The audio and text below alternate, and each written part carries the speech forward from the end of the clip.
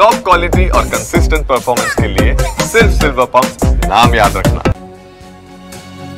ಇನ್ನು ತಹವೂರ್ ರಾಣಾ ನಿನ್ನೆ ಆತನನ್ನ ಭಾರತಕ್ಕೆ ಕರೆತರುವಂತ ಪ್ರಕ್ರಿಯೆ ನಡೆದಿದೆ. ಎನ್ಐಎ ಕಸ್ಟಡಿಯಲ್ಲಿ 26/11 ದಾಳಿಯ ಮಾಸ್ಟರ್ ಮೈಂಡ್ ರಾಣಾ ಇದ್ದಾನೆ. ದೆಹಲಿಯಲ್ಲಿ ಎನ್ಐಎ ಅಧಿಕಾರಿಗಳು ಉಗ್ರ ರಾಣಾ ವಿಚಾರಣೆ ನಡೆಸ್ತಾ ಇದ್ದಾರೆ. ಈಗ ಆಲ್ರೆಡಿ 18 ದಿನದ ಕಸ್ಟಡಿಗೆ ಪಡೆಯಲಾಗಿದೆ ಕೂಡ.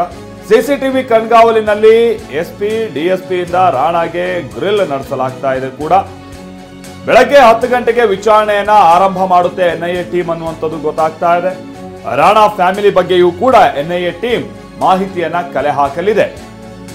ಎನ್ಐಎ ಕಸ್ಟಡಿಯಲ್ಲಿ 26/11 ದಾಳಿಯ ಮಾಸ್ಟರ್ ಮೈಂಡ್ ರಾಣಾ ಇದ್ದು ಅಧಿಕಾರಿಗಳು ಬಹಳಷ್ಟು ಪ್ರಶ್ನೆಗಳನ್ನ ಇದೀಗ ಸಿದ್ಧ ಮಾಡ್ಕೊಂಡಿದ್ದಾರೆ.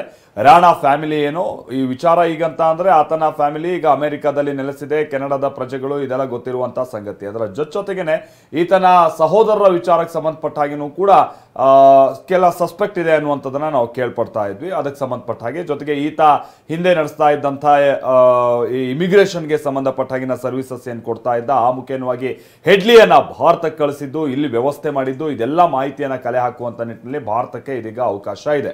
ಎಟ್ ದ ಸೇಮ್ ಟೈಮ್ ಪಾಕಿಸ್ತಾನದ ಕೆಲ ಉಗ್ರ ಸಂಘಟನೆಗಳ ಜೊತೆಗೇನೆ ಅಲ್ಲಿನ ISI ಏನಾದರೂ ಲಿಂಕ್ ಹೊಂದಿರುವಂಥದ್ದು, ಅಲ್ಲಿನ ಸೇನಾ ಚಟುವಟಿಕೆಯಲ್ಲಿ ಈತ ಏನಾದರೂ ಅಥವಾ ಆ ಸೇನೆ ಈ ಚಟುವಟಿಕೆಯಲ್ಲಿ ಈತನಿಗೆ ಏನಾದರೂ ಸಹಾಯ ಮಾಡಿದ್ದು ಇದೇನಾದರೂ ಇದೆಯಾ, ಈ ಮಾಹಿತಿಯನ್ನು ಕಲೆ ಹಾಕುವಂತ ನಿಟ್ಟಿನಲ್ಲಿ ಅಂತಾರಾಷ್ಟ್ರೀಯ ಮಟ್ಟದಲ್ಲಿ ಪಾಕಿಸ್ತಾನದ ವಿರುದ್ಧವಾಗಿ ಮತ್ತಷ್ಟು ಸಾಕ್ಷ್ಯ ಒದಗಿಸುವಂತ ನಿಟ್ಟಿನಲ್ಲಿ ಭಯೋತ್ಪಾದನೆಗೆ ಸಂಬಂಧಪಟ್ಟಂಗೆ ಭಾರತದ ವಾದ ಏನಿದೆ ಅದಕ್ಕೆ ಸಂಬಂಧಪಟ್ಟಾಗೇನೆ ಈತನ ವಿಚಾರಣೆಯಲ್ಲಿ ಏನಾದರೂ ಪುರಾವೆಗಳು ಸಿಗ್ಬೋದು ಅನ್ನುವಂಥ ನಿರೀಕ್ಷೆಯಲ್ಲಿ ಭಾರತ ಇದೆ.